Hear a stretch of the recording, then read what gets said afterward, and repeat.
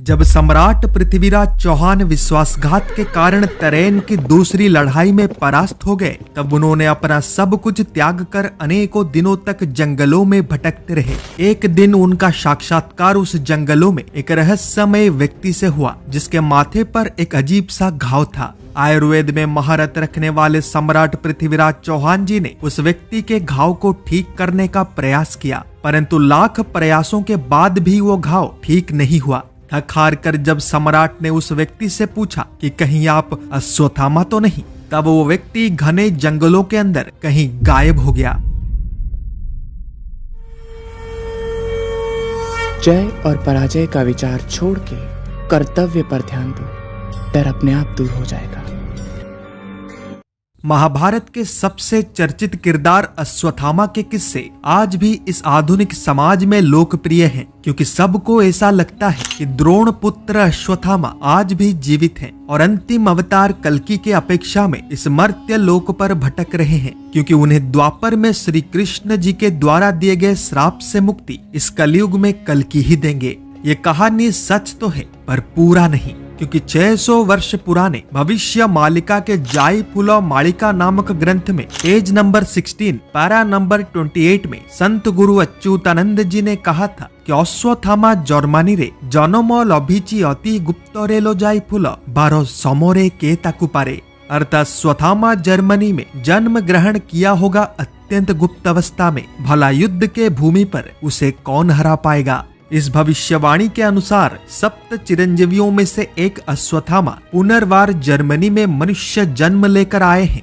परंतु उनके विषय में किसी को कुछ पता नहीं है। यदि ये सत्य है तो क्या सम्राट पृथ्वीराज चौहान जी का वो लोकप्रिय कहानी काल्पनिक है, और क्या मध्य प्रदेश के लोगों का वो दावा झूठा है? इसी खोज में मैंने दिन रात एक कर दिया और कुछ ऐसे तथ्यों को संग्रह किया जिनको जानने के बाद आप भी सोच में पड़ जाएंगे।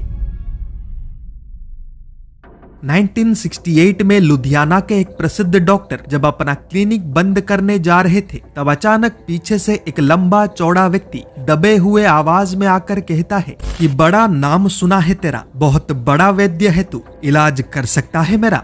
डॉक्टर ने उसे अपने क्लिनिक के अंदर ले जाकर उसका समस्या जानने का प्रयास किया। तब उस व्यक्ति ने अपने माथे पर लगे पट्टी को हटाकर एक बड़े से घाव को दिखाने लगा, जिसे देखकर वो डॉक्टर हैरान रह गया, क्योंकि वैसा घाव उसने अपने जीवन काल में कभी नहीं देखा था।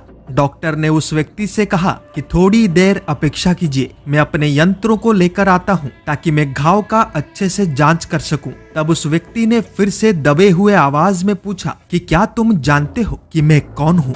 उत्तर में डॉक्टर ने कहा कि हाँ, मैं जानता तो हूँ, पर आप थोड़ा अपेक्षा कीजिए, मैं जल्दी से यंत्रों को लेकर आता हूँ। परंतु जब वो डॉक्टर वापस आया तब वो व्यक्ति वहां से जा चुका था। मध्य प्रदेश के बुरहानपुर के निकट एक असरगढ़ किला है। किले के चारों ओर घने जंगल हैं एवं किले के अंदर एक प्राचीन शिव मंदिर है। परंतु आप शाम 5 बजे के बाद किले के अंदर तो घूम सकते हैं, पर शाम 5 बजे के बाद इस शिव मंदिर के आसपास भटकना भी मना है। हर रात इस मंदिर के पुजारी पूजा पाठ समाप्त करके मंदिर के द्वार पर ताला लगाकर चले जाते हैं, और जब सुबह पुनर्वार ताले को खोला जाता है, पूरा मंदिर अपने आप साफ हो चुका होता है और मंदिर में उपस्थित शिवलिंग पर एक फूल चढ़ा हुआ दिखता है, क्योंकि हर दिन शाम 5 बजे के बाद इस मंदिर में एक रहस्यमय व्यक्ति आता है, जिसको स्थानीय लोग अश्वत्थामा कहते हैं।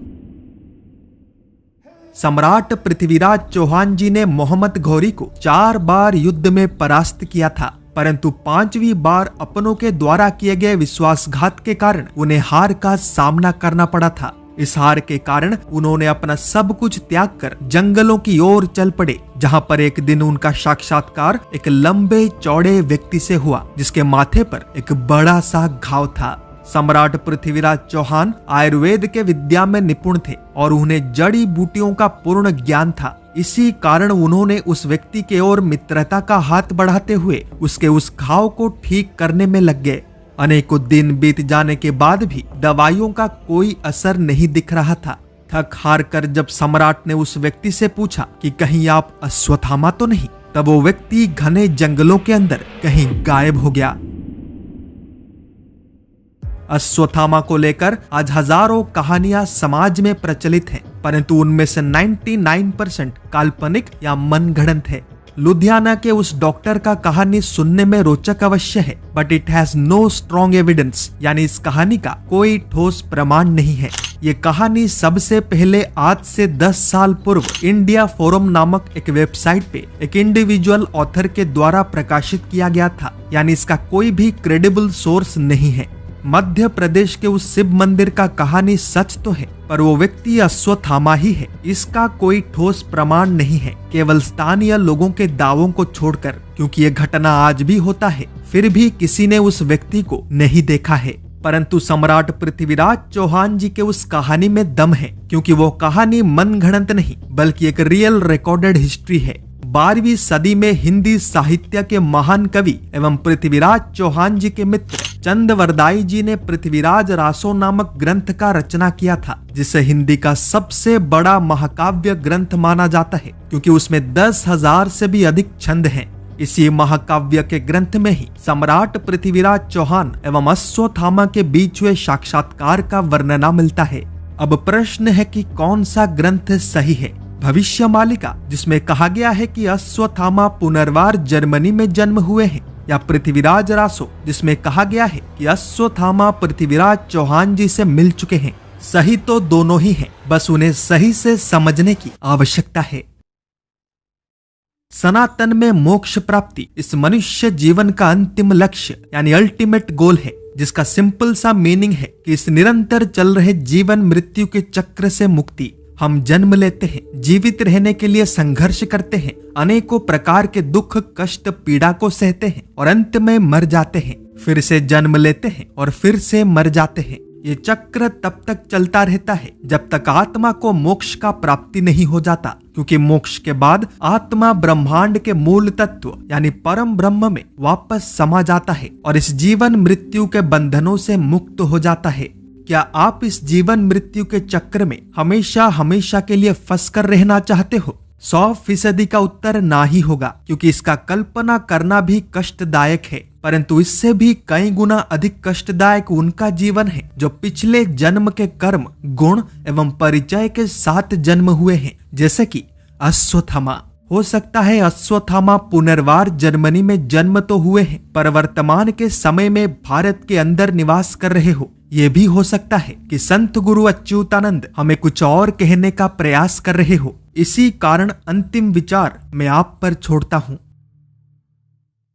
क्या आप बता सकते हैं कि अश्वत्थामा जी के ग्रैंडफादर कौन थे? जल्दी से उत्तर कमेंट कर दीजिए, क्योंकि सही उत्तर देने वालों में से एक का नाम मैं कल के अध्याय में प्रकाशित करूंगा। पिछले अध्याय में मैंने पूछा था कि हाल ही में यूएस के हिंडनबर्ग नामक एक चोर संस्था ने भारत के कौन से संस्था पर झूठे आरोप लगाकर भारत के मार्केट को प्रभावित करने का प्रयास किया था। सही उत्तर है सेबी।